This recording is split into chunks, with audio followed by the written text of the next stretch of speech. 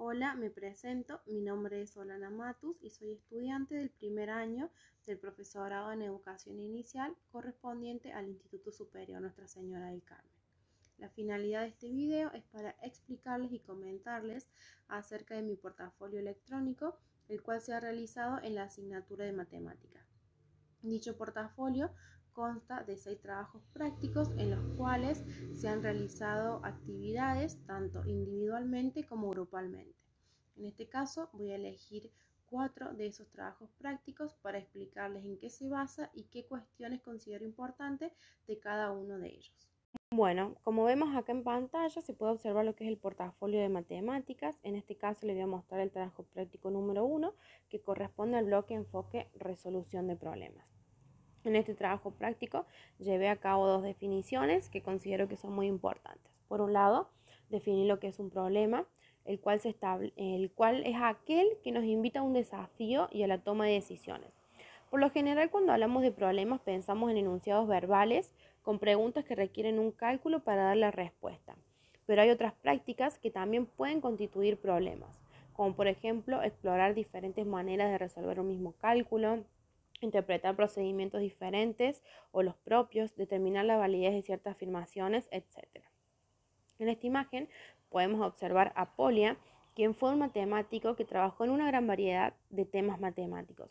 Él establecía que tener un problema significaba buscar de forma consciente una acción apropiada para lograr un objetivo claramente concebido, pero no alcanzable en forma inmediata.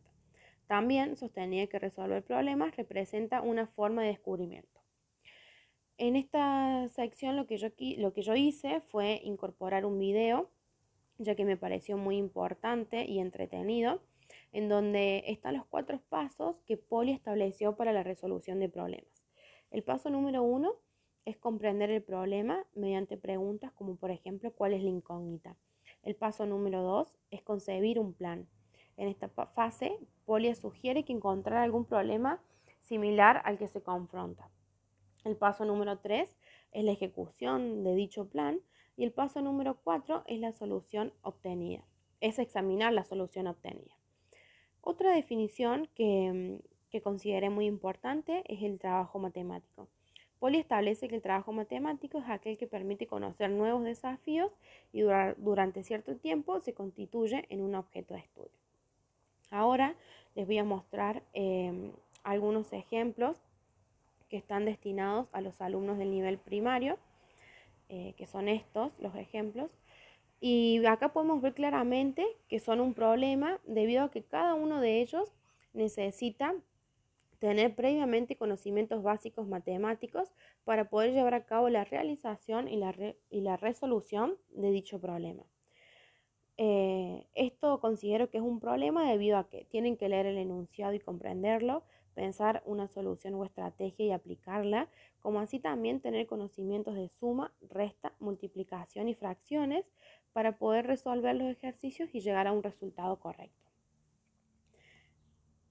Antes pensaba que no era necesario tener conocimientos previos acerca de lo que son los conceptos de matemáticas, como por ejemplo el de resolución de problemas, ya que no consideraba necesario saber bien su definición. En cambio ahora pienso que sí, que es muy importante, debido a que esto nos invita a una toma de decisiones y que no es solamente resolver un cálculo y encontrar la respuesta, sino más bien que consiste en buscar las diferentes maneras y procedimientos de resolver ese problema y así llegar a su resolución.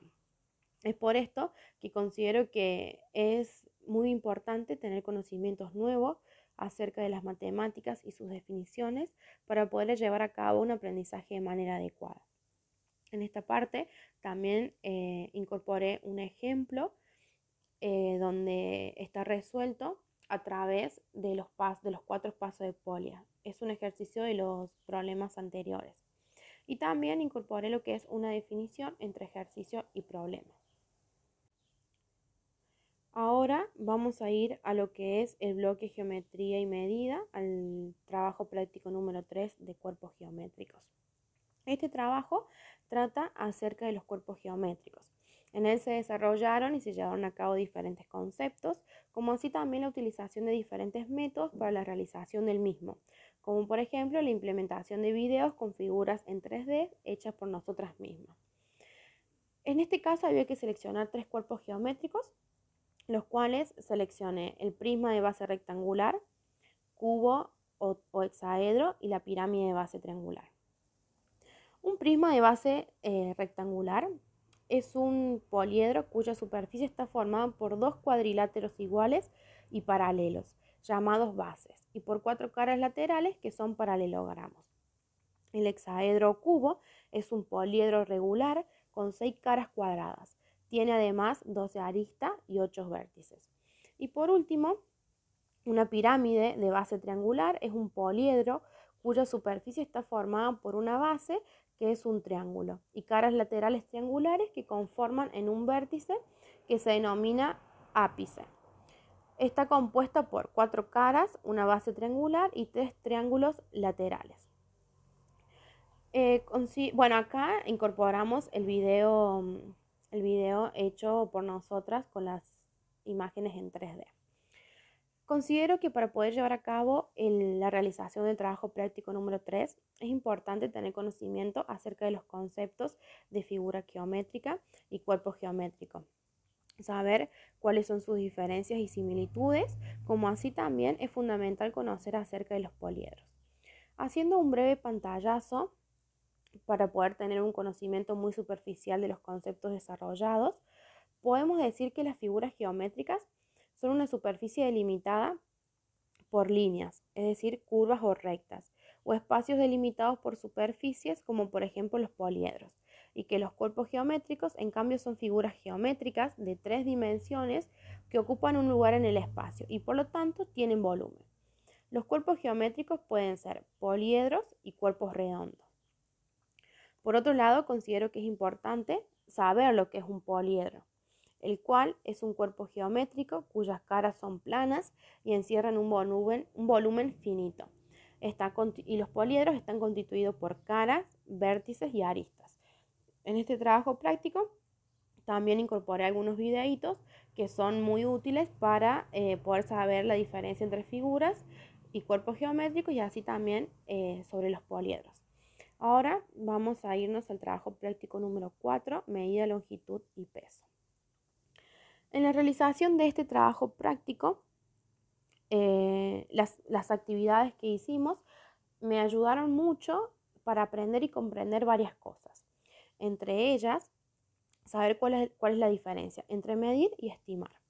Por lo que puedo establecer que medir es el acto de determinar el tamaño, la longitud, el peso, la capacidad u otro aspecto de un objeto ante un fenómeno cuya magnitud física se desea medir, para averiguar cuántas veces la unidad está contenida en esa magnitud. Los instrumentos de medida son determinados por unidades de medida, como por ejemplo el kilómetro, el metro, el centímetro, kilogramo, etc. Y por otro lado, una estimación consiste en pensar un valor aproximado y puedes tener un margen de error.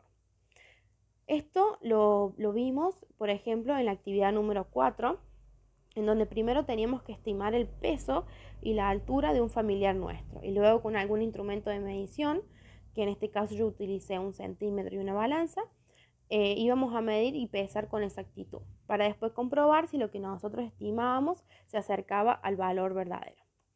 En este trabajo práctico también aprendí que se puede medir un mismo objeto de diferentes maneras utilizando diferentes instrumentos, como por ejemplo una regla, un centímetro, etc.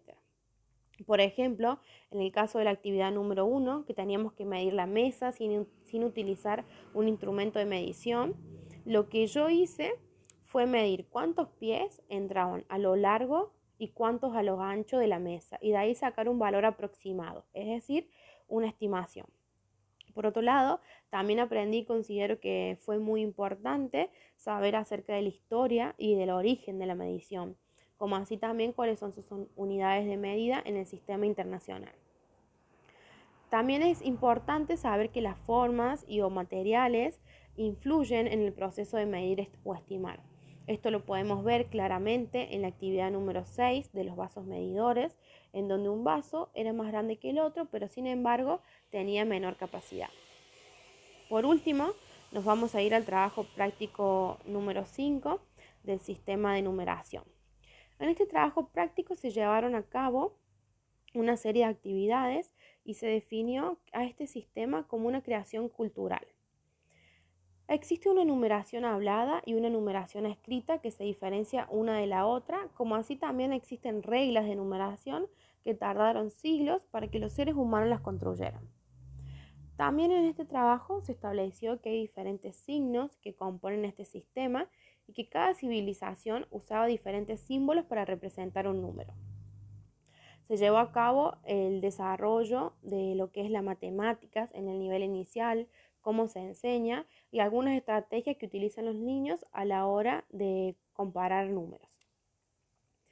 Las características de este sistema decimal son un sistema decimal organizado en base de 10, es decir, que cada unidad de un orden equivale a 10 unidades del orden anterior. Por ejemplo, 10 a la 3, 10 a la 5, etc. También se estableció que es un sistema posicional, porque la misma cifra adquiere diferente valor según la posición que ocupe en un número. Por ejemplo, 3, 30, 300, 3000, etc.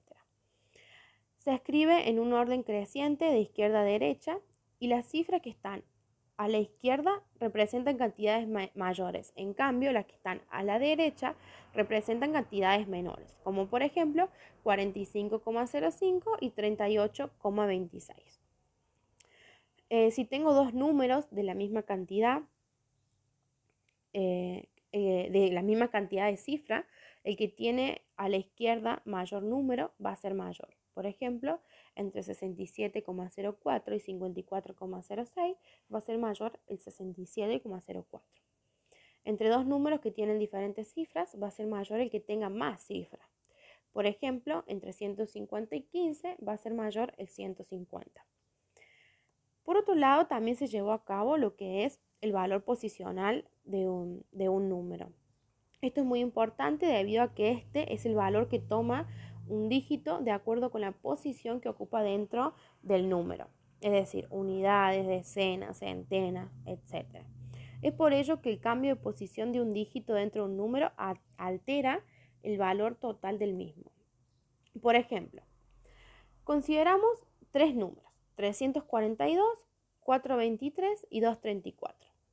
Estos números todos tienen los mismos dígitos, pero tienen valores muy diferentes. Los 2 en el 342 representan el número 2 en 2 unidades, pero el 2 en el 423 representa el 20, es decir, 2 decenas. Y en el número 234 el 2 representa el 200. Otro ejemplo es que entre más lejos esté el dígito a la izquierda, más grande es su valor posicional. Por ejemplo, 4 centenas es más grande que 4 unidades, por lo que las centenas están más a la izquierda. Bueno, para finalizar este video y en base a todo lo que hemos ido desarrollando a lo largo de los trabajos prácticos que hemos incorporado en nuestra página web, puedo establecer que las matemáticas son muy importantes, ya que nos brindan una serie de beneficios muy útiles para nuestra mente. Nos ayudan a desarrollar la capacidad de razonamiento, a cultivar un pensamiento analítico, a generar practicidad y a fomentar el pensamiento. En base a lo que es el nivel inicial, también considero que las matemáticas son muy importantes, ya que estas son fundamentales para el desarrollo intelectual del niño, ya que los ayuda a razonar de manera ordenada, a ser lógicos y a tener una mente preparada para el pensamiento, la crítica y la abstracción. Bueno, por esto he finalizado este video y les mando un saludo.